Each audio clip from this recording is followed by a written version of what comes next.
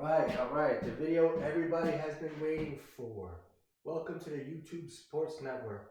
Today we're going to talk about Cody Bellinger and where I believe he's going to sign and a list of teams I believe are going to be interested in signing him. On this board are 7 teams. In that book are 2 more teams, plus these 7. I'm going to talk about what I believe, or the reasons why I believe each of these teams are going to be interested in signing Bellinger, who is now a free agent at the most perfect time of his career, with a lot of teams needing the versatility, or at least segueing towards versatility, flexibility, and lineup reconstruction or construction, right? You would think, feels like that's happening a lot more so than ever. But Bellinger, being a first baseman slash outfielder and great at both, and with an amazing arm at his disposal, and also somebody who is improved over the last 3 years and has stabilized his career and has struck out less than 100 times in each of the last 3 seasons, and has drove in over 20 homers and 90 plus RBIs in 2 of the last 3 seasons, and just put together an amazing season, or outstanding season with the Bronx, in the Bronx with the Yankees, after the season, right after Juan Soto leaves and signs with the Mets. So Bellinger right now is at the most opportune time of his career to capitalize on what he just did statistically. So behind me are these 7 teams that I think should be interested in him, and I will briefly mention 2 others. This is not quite a prediction, although, because how can it be a prediction when I have 9 to 10 different options? But, this is the reasons why, because we're just playing the game. Oh, wait, this is right. We're playing the game. Who goes where? Who goes where? How do you see it? Backwards? Who goes where? I should put that up here. This is who goes where. Free agency, right? Free agency game. Who goes where? So, I'm going to start with the San Francisco Giants. I mean, you can't see this. I'm sure you really can't see this much, but it's proof. I'm not standing here to prove that I did it, that the research, because a lot of this is in the book I have here. But it's fun to put on the board. It's good for my brain. It's good for my brain, at least. But then I step back and go, damn. It's a lot of information. I wanted to use the board for visual aid, but I want to do it also where you guys can see the words. So this video will be with this. I'm proud of this board. I put this board together. We pieced it together. It became this size or it became like this. I had to buy a couple pieces and cut and then measure it and one piece of board, and then you put the whiteboard sheet on there and you peel it. It's pretty cool. Then you stick it to the wall. It's pretty good stuff. It looks pretty good. I'm happy with it so far. All right. San Francisco Giants. Their payroll is 14th overall last season in MLB. They have a payroll of $173 million. Devers, who they traded for and took on all of his deal, 10 years, $313.5 million. Willie Adames, 7-year, $182 million. That's $26 million a year. Matt Chapman, 6 years, $151 million. That's $25 million a year. Jung Ho Lee, he signed to 6 years, $113. That's $18.8 a year. Robbie Ray, 5 for $115. That's $23 million a year. That's over after next season. Logan Webb, 5 years, $90 million. That's $18 million a year. That is probably the most bargain contract in the league for starting pitcher. I mean, 18 a year, and you're getting what this guy's become or is. So, they used 4 guys at first base last year, or at least 4 guys had at least 29 games played. Devers had 29 games played. Flores had 30 games played. Lamonte Wade Jr. had 45. He became an angel by the end of the season when it was all said and done. And Dom Smith, who's been fighting to get into the league and stay into the league, it feels like, for like the last 4 years, he played 53 games there. He had a pretty good year. He puts it together here and there. Smith, Wade Jr., Flores are free agents. Devers in the 29 games, did not hit very well as a first baseman.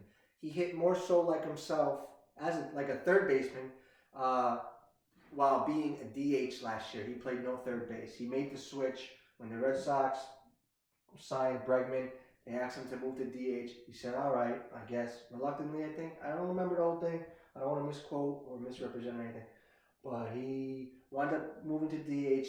Apparently, they want to move to first. He said, hell no. What the hell? Now you want me to move to first? I just made a change.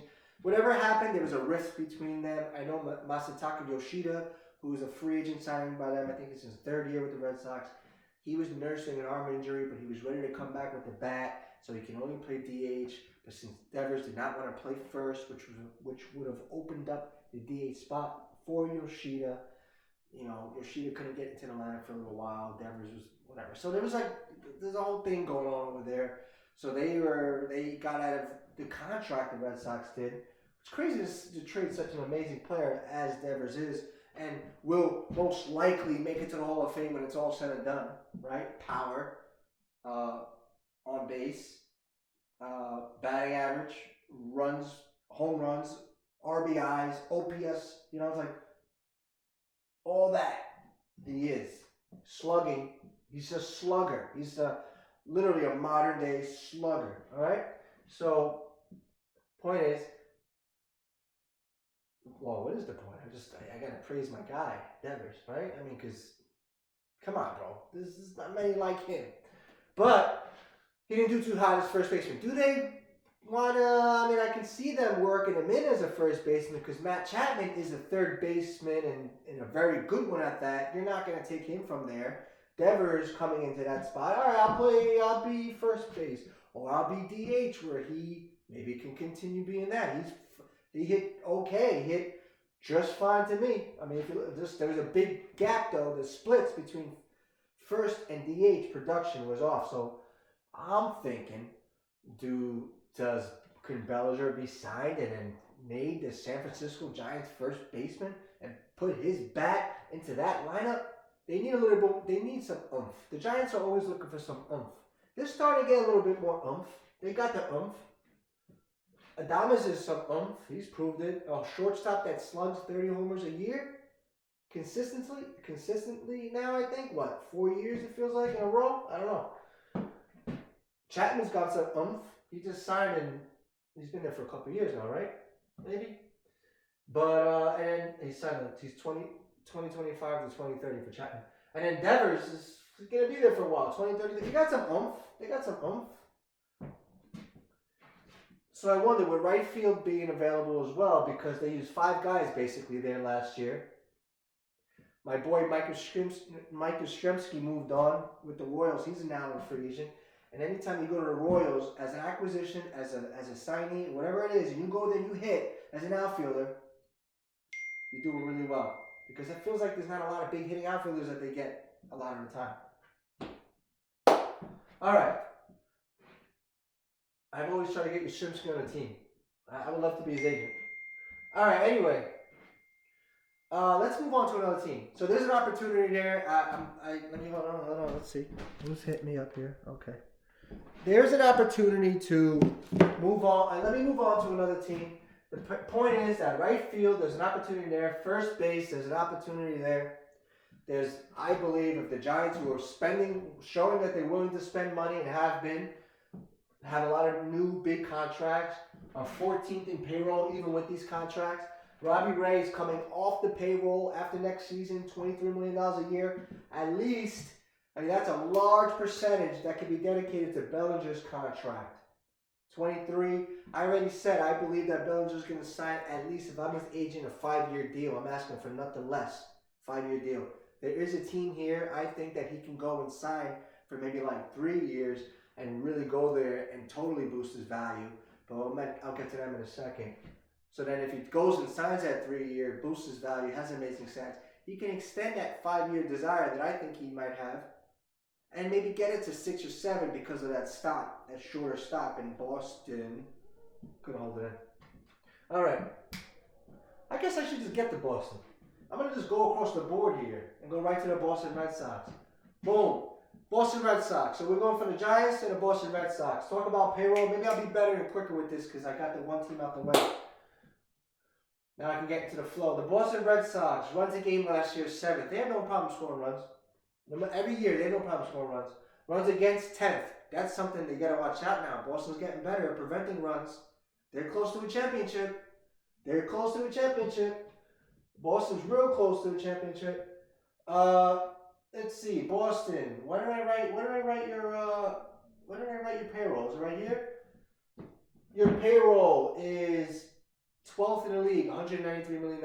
Obviously, Boston spends money. That's just something they do. But they're 12th. Wow, they're $193 million, and they're outside the top 10. Last year, they had 394 strikeouts or runners in scoring position. That was last in the league, and they were tied for 16th in the league in runners in scoring position. Their batting average, with 252. So even despite them scoring the 7th most runs in the game, when it really mattered in key situations, they weren't the best, and not that they had to be, but they struck out at such a high rate.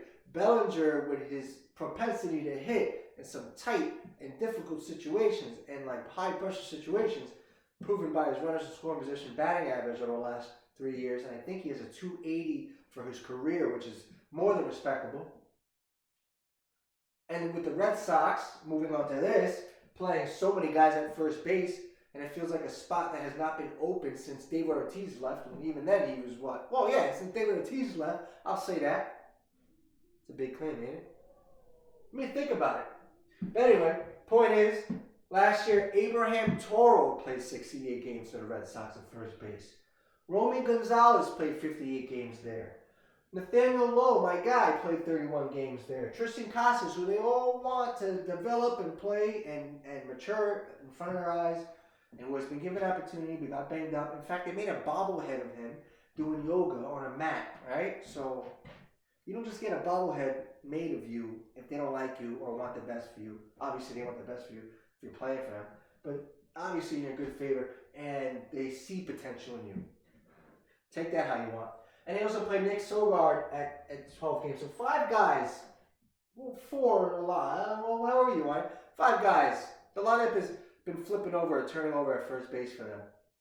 This is the big old mighty powerful Red Sox. You would think they'd be able to establish a first baseman, but again, such a good team overall. They still score runs at will without the big slugging first baseman. Doesn't. It's a different age, new era. Coming up, it feel like I saw not me coming up through the league, but watching.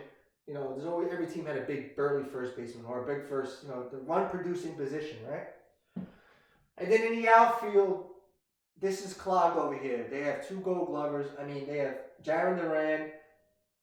I don't think he won Gold Glove. I'm not sure, but Senia Rafaela. Excuse me if I mispronounce his first name. Gold Glover, to my knowledge.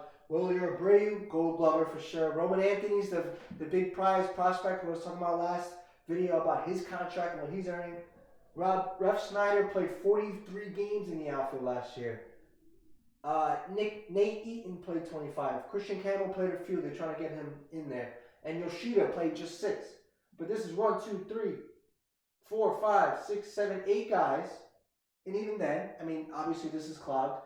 Next year, Jaron Duran is coming back, by the way. They declined his option, $8 million the Red Sox did, just to offer him a $7.7 million one-year deal, which is like, that's kind of whack. That's gay. That's whack. You don't do that. You deny him for the $8 million just to give him $300,000 less and put in incentives in there, like $25,000 for every so many at-bats. The big money, these Red Sox with this money, or whatever, forget about the Red Sox and money, but you're going to jip this guy, the World Series MVP from what, last year, 2 years ago, and still a guy who's developing, who you were patient with, and you gave him time, and he found himself, and has actually become the player, real close to the player, or become a player you envisioned and imagined, and you're going to short him $300,000, and you're going to give the rookie who barely played a game, Anthony, how much money? 9 years, $130.46 million? Come on. Durant's obviously getting traded. I mean, unless he earns himself a big contract extension.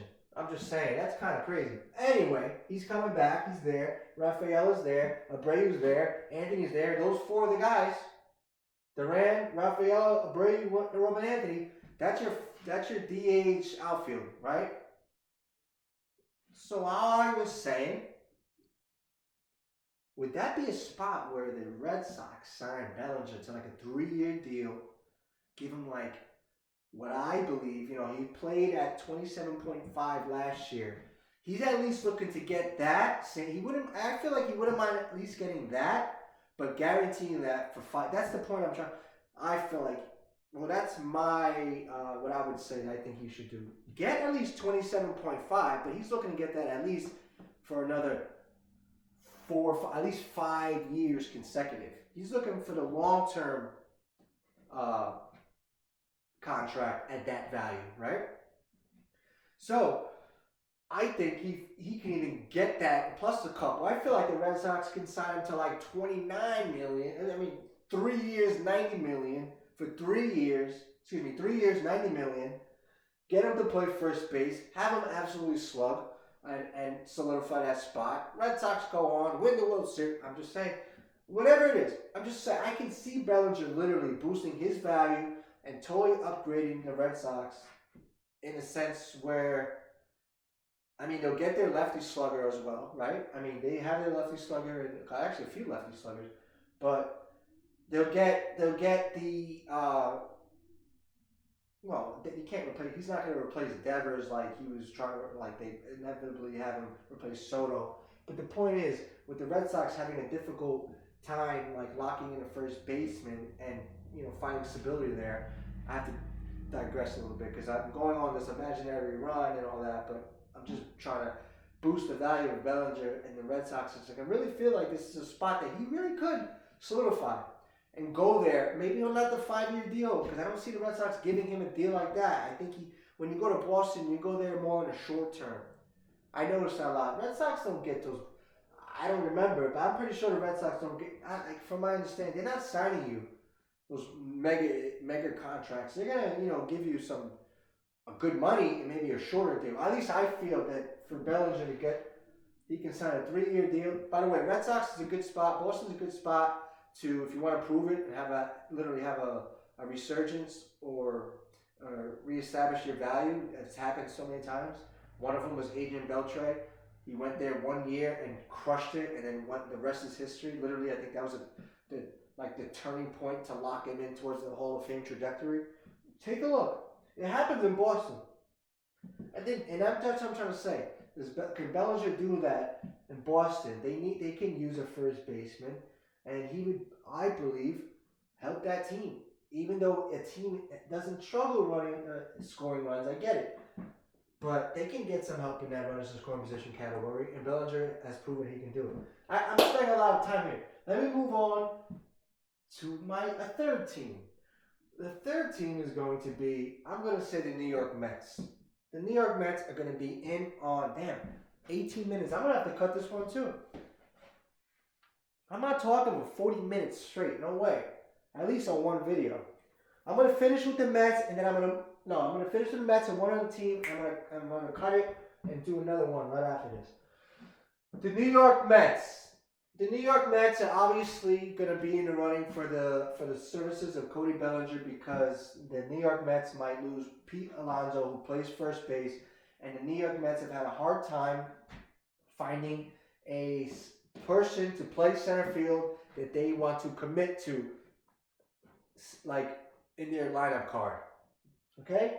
Tyrone Taylor, Cedric Mullins they traded for, Jose Siri they got before this season. Taylor's been with them for now. I think that was his first full year with them. Am I bugging out? So these guys got their games there, but I think the Mets are going to look to solidify that position. And if Pete Alonso walks, there goes their first base spot as well. So to me, I feel that Bellinger and his flexibility positionally, right? This is his theme with him, fits perfectly into the Mets structure and can fulfill both outfield and first base interchangeably if he and they desire that. Now you think, Mets, wow, a lot of money, big contracts, true. But they do, in some way, have money coming off the books where they can still stay at first overall in payroll with $323 million. Can you imagine? They have a $323 million payroll. Apparently, they lost money too. I just saw something today, but I wouldn't trust most of those financial figures, especially when it comes to billionaires, because they know how to make these numbers look like they've lost money for their benefit. I don't know. They know how to cook the books, right? Or is that what it is? Or evading the taxes, or whatever it is. They're very smart. They're in their position obviously for a reason, not by chance. They know what they're doing. Marte. So basically, I think the Mets actually might even come down a little bit, unless they're actually going to take on some salary and maybe come back to $323 million, maybe go above it. Whatever it is, money is no issue to them. But they do have money coming off the books. Marte, $20.75 million coming off the books. 18.5 player option for Edwin Diaz. I don't know what happened. I'm going to be honest, I don't even know what happened, but there's no way he's taking that. I don't think. I'd be shocked. And if he did, I'm a fool. Forgive me. But I don't think so. I think he's going to opt out because he should be. I think he can. At this point, he's like, I don't need to play with this 1 year deal. I can lock in a long term, maybe for more money. Either maybe back with the Mets, but I can see him going to the Bronx. I'm just saying. Possibly, I can see him as a Yankee. That crosstown switchover happens more than you think, right? $24 million player option for Alonso. He's not going to keep that, is he? Right? That's $24 million coming out, $18.5 million coming out, $20.75 coming out, $17 million player option for Frankie Montas. I think he's doing it. I think he needs to prove that I think he's definitely going to do it because he's not going to be able to get $17 million on the open market. He's going to opt in.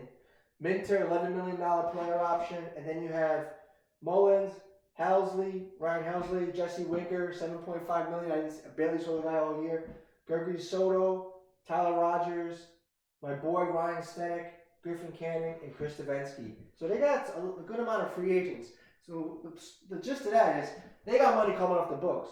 And with the position open of first base potentially and the center field most likely or potentially, the Mets are in a spot where Bellinger could certainly upgrade their lineup, both on the field and definitely in the bat. So that's my reasoning for the Mets possibly doing it. Because, the Mets, outside of, Soto had another amazing season at 263, 43 homers, 105 RBIs. Alonso, 272, 38 and 126. Lindor, 31 and 86. And then Nemo, 25 and 92. He gets RBIs, this guy, but he always goes through those cold streaks where he's there, and then you don't see him for a while. But we need to see more consistency from Nemo. But these four guys, 3 to 4, are definitely coming back. Alonso's not so sure. Even though the Mets, that's the thing with the Mets. They've struggled with the bullpen, so they're going to go after the bullpen. They're most likely going to sign Framber Valdez. That's where I think the Mets, I think he's going. I feel like the Dominican pull, the pull of Juan Soto. Now you're going to start to see, in my opinion, Juan Soto's pull, the appeal of the Dominican, I feel, ethnicity, the dominance around the league, and with Soto being the de facto representative and one of the best players coming from the Dominican Republic, I think, and the Mets willing to and have money to spend, Soto, I think, is going to start to attract a lot of international players, and mostly of Spanish, Latin ethnicity or Spanish descent. But I think some Dominican players are going to come over. I really do. And I think, watch, I'm all saying this, and Framber Valdez is even from, damn, now I got to check. Hey Siri, Framber Valdez. Here's Framber Valdez. Shit. Hey Siri, where is Framber Valdez from?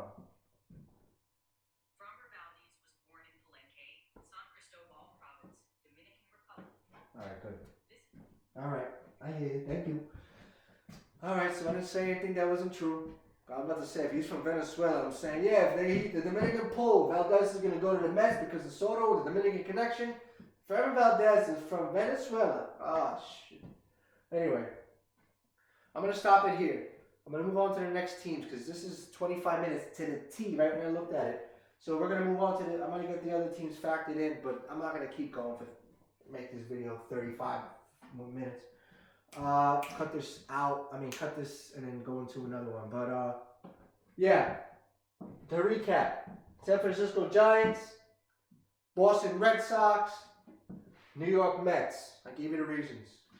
But, it was there. I'm gonna cut this now. Part 2 is coming up in a second.